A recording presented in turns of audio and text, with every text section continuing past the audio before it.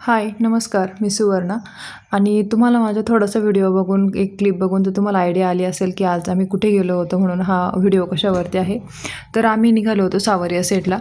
तसा आमचा काही म्हणजे प्लॅनही नव्हता सावर्या सेटला जाण्याचा, पण आम्ही अचानक स्टेशनवरती गेलो आणि आमचं तिकीट कन्फर्म झालं नाही. तर मग म्हटलं आता दुसरा काही ऑप्शन नाही, त्यामुळे मग आम्ही ट्रॅव्हल बुक केली आणि ट्रॅव्हलने आम्ही निघालो होतो उदयपूरला.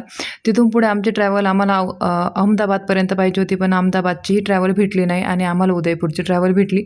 तर असं म्हटलं जातं की देवाची इच्छा असेल तरच तुमचं दर्शन होऊ शकतं. तर सेम तसंच आमच्यासोबतही घडलं. ट्रॅव्हलने आम्ही दुपारी निघालो होतो, तर सकाळी आम्ही उदयपूरला पोहोचणार होतो.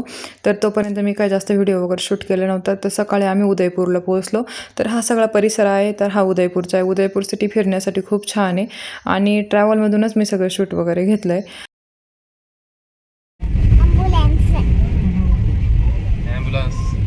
भारी वाटतंय शव.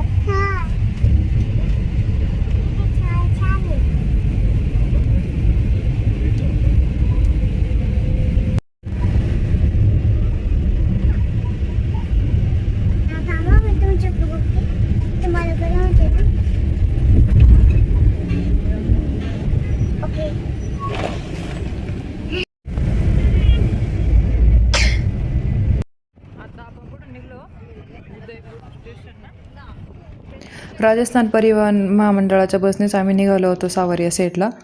राजस्थानमधील उदयपूर ही चित्तौडगड जिल्ह्यामध्ये स्थित असलेले एक मंडापिया या गावामध्ये आहे सावर्या सेटचं मंदिर. उदयपूरपासून 65 किलोमीटर अंतरावरती आहे आणि एअरपोर्टवरून आपल्याला 2 तास लागतात.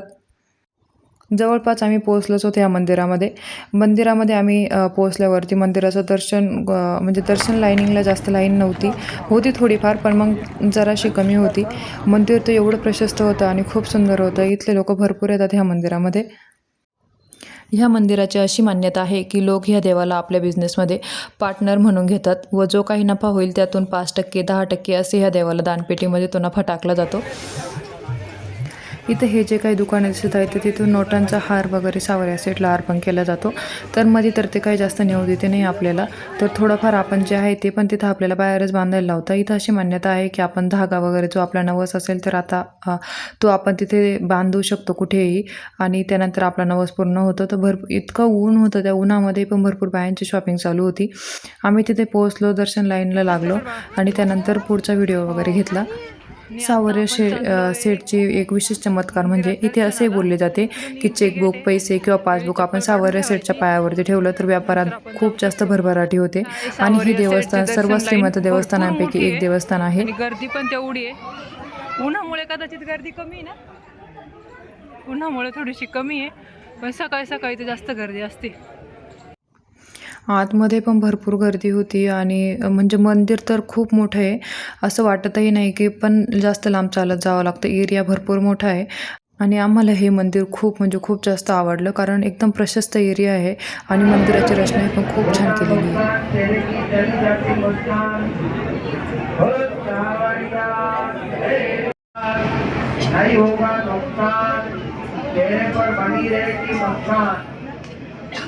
छोटे बच्चे का पूरा ध्यान रखना.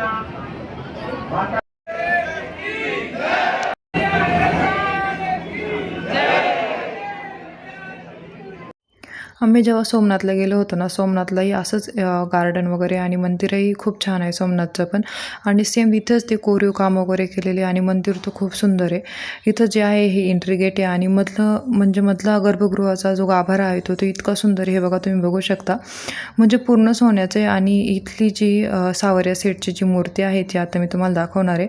तर ती मूर्ती असं म्हणत आहे की पूर्ण हिऱ्यांची आहे, म्हणजे त्या सावर्या सेटच्या वरती जे हिरे दिसतात ना ते पूर्ण हिऱ्यांनी बनलेली आहे आणि ती मूर्ती पूर्ण शुद्ध हिऱ्यांची आहे आणि त्या मूर्तीपासून माणसाचं मनच हटत नाही, असं वाटतं कितीतरी टाईम बघत बसावं. नंतर आम्ही आलो होतो जेवण करायला प्रसादाला. जेवण काउंटरवरती आम्ही 40-40 रुपयाची तिकीटे घेतले मी आणि भाऊजींनी. त्यानंतर आम्ही आलो होतो जेवण करायला. तर जेवणही छान होतं.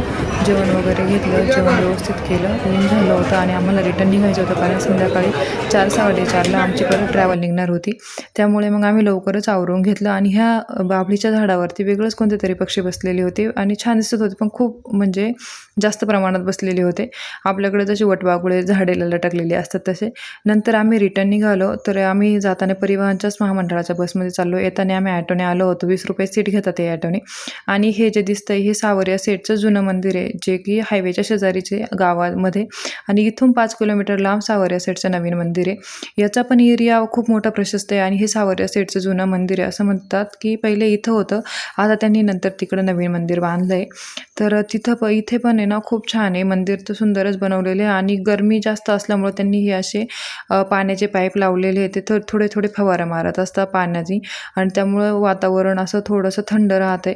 तर शौर्याला खूप जास्त मजा येत होती. तिच्याची इच्छाच होत नव्हती त्या पाण्यापासून निघायला, तिला त्या पाण्यामध्येच भिजायचं होतं.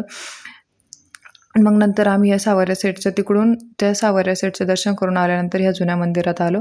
तर जुनं मंदिर हे खूप छान होतं. तर इथं टायमिंग असतो, त्या टायमिंगला ते नेमकं बंद झालेलं होतं. 1 ते 2 वाजेपर्यंत 1 तास हे मंदिर बंद असतं.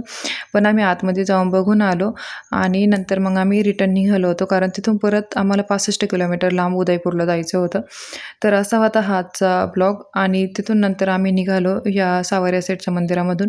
आणि हे उदयपूरचे डोंगर वगैरे आहेत. सिटी तर खूप छान आहे फिरायला. आम्हाला चित्तोडगडला जायचं होतं पण टाईमच भेटला नाही, जास्त टाईमही नव्हता आमच्याकडे.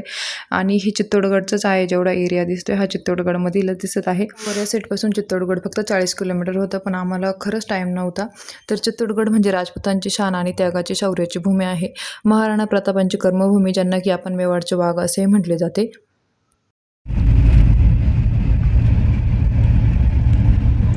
बॉर्डरला चाललोय ना.